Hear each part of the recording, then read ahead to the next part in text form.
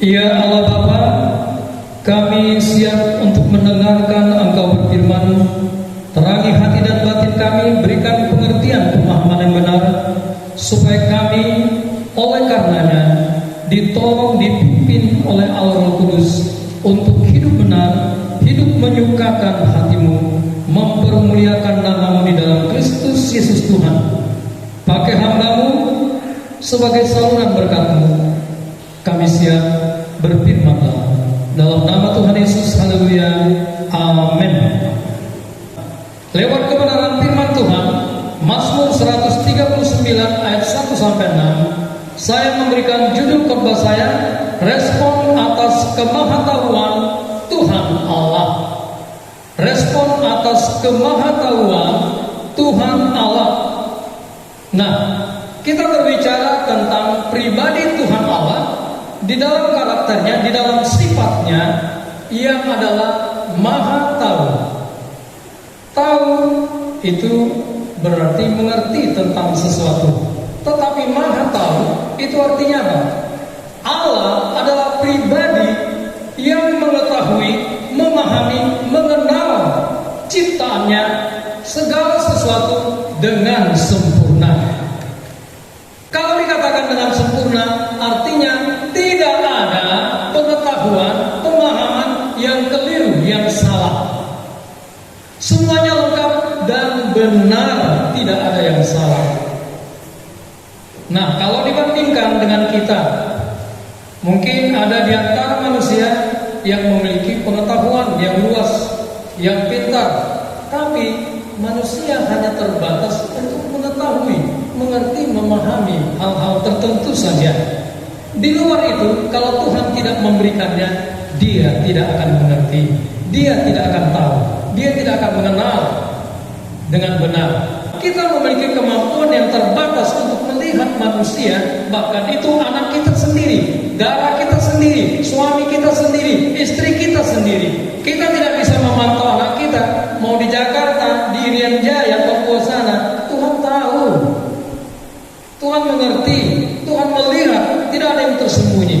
Anak kita yang di Kalimantan, anak kita yang di Jawa, anak kita yang di Jakarta, yang di Batam, di Malaysia, mau di Amerika sana pun Tuhan tetap tahu bagaimana hidup sehari-hari, kedalaman hati daripada ciptaannya atau anak-anak kita, keluarga kita.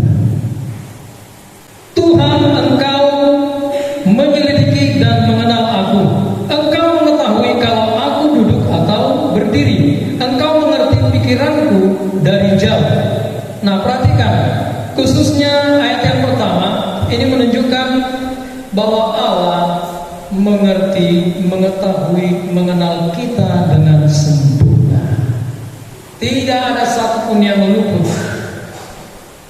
Dengan benar, lengkap, utuh.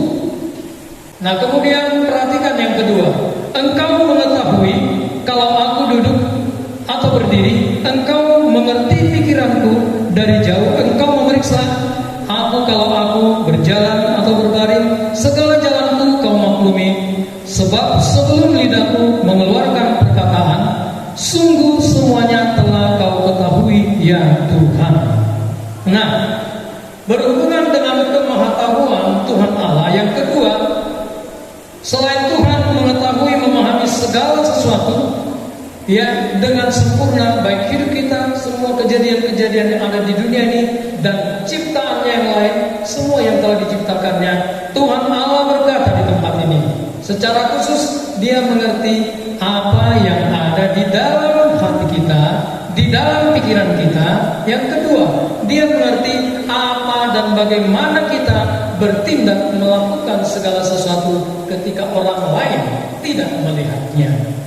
Dan tidak ada sesuatu makhluk pun yang tersembunyi di hadapannya, sebab segala sesuatu telanjang dan terbuka di depan mata Dia, yang kepadanya kita harus memberikan pertanggungan jawab.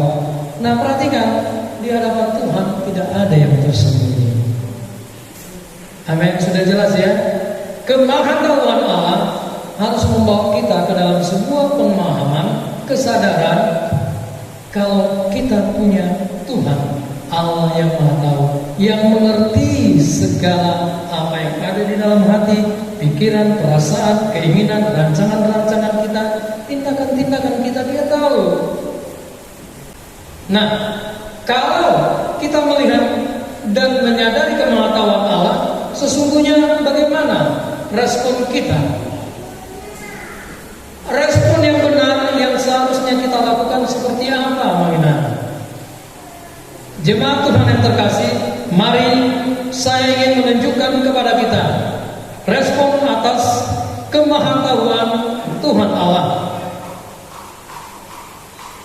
Saya mau bacakan dulu ayat yang ke-6.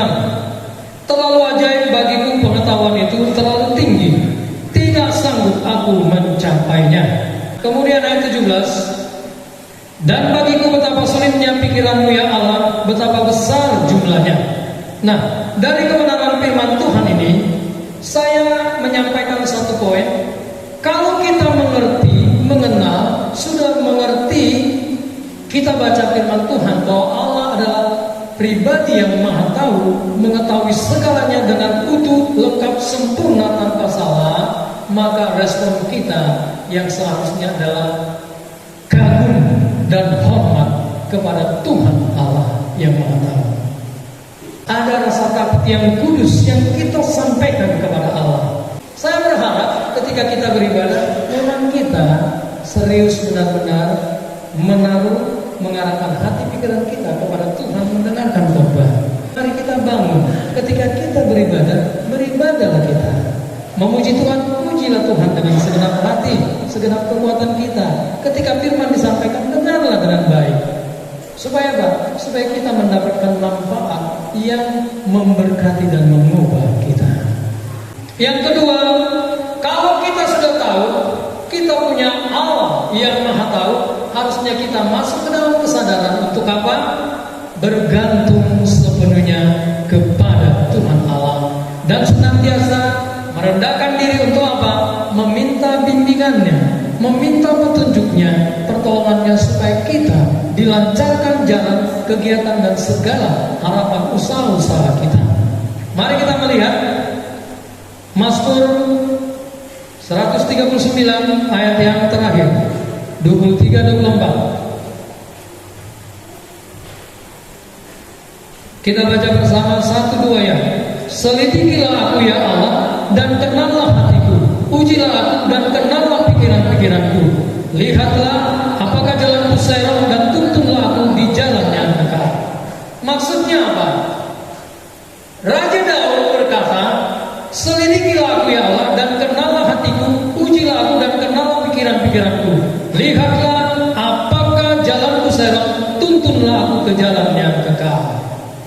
Raja Daud berkata, tuntunlah aku ke jalan yang kekal, ke jalan yang benar, kepada sebuah kondisi yang memberikan keselamatan, yang memberikan keamanan, yang memberikan keberhasilan di dalam setiap langkah-langkah hidup kita. Raja Daud berkata, selidikilah aku. Ini artinya apa? Dia bergantung, dia menyerah, merendahkan diri di hadapan Allah. Tuhan ingin saya dan setiap kita di dalam hidup ini, sebelum melakukan sesuatu, ketika akan melakukan sesuatu, ketika kita beribadah, ketika kita akan melayani, datang dulu di hadapan Allah, sujud dulu di hadapannya. Kita sujud menyembah Dia, meminta pertolongannya, supaya hati dan batin kita diselidiki dan diterangi dengan firman-Nya, supaya apa yang tidak benar, yang keliru di dalam konsep-konsep, pemikiran dan rancangan-rancangan kita, Tuhan ubahkan itu dan tidak terjadi kekacauan dan bahkan kekeliruan yang bisa membawa kita ke dalam kejatuhan. Orang banyak jatuh karena dia berpikir apa yang saya pikirkan rancangan ini benar, tapi apa? Tuhan berkata itu salah, keliru. Makanya Daud berkata, selidikilah hati dan batinku, pikiranku kenallah. Jangan sampai aku pergi dan berjalan di jalan yang membawa kepada kejatuhan, kehancuran. Kita kadang tidak mengerti. Setelah hancur, setelah jatuh, baru kita marah-marahi kepada Tuhan. Kebanyakan manusia begitu. Sudah jatuh, sudah hancur, sudah hilang banyak hal, baru kita sujud kepada Allah. Tetapi sebelum itu terjadi, seringkali kita tidak menunjukkan rasa hormat kita kepada Allah. Kita nggak mau meminta petunjuknya.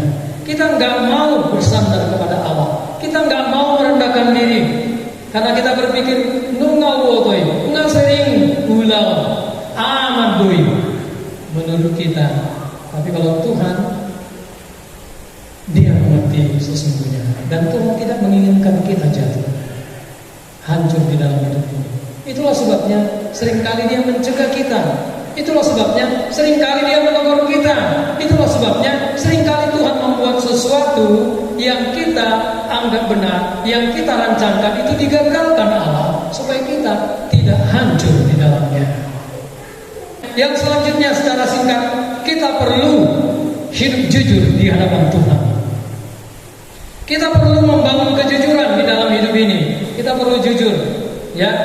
Nah, di dalam kejujuran ini tadi sudah dikatakan tidak ada yang tersembunyi.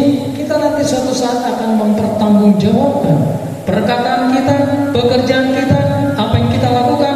Bahkan ketika kita beribadah, ketika kita melayani, orang lain tidak tahu, Tuhan menguji, Tuhan akan meminta pertanggungan jawab itu kepada setiap kita. Makanya kadang-kadang kenapa kita usaha selalu gagal? Karena Tuhan tahu ini nggak benar, nggak beres.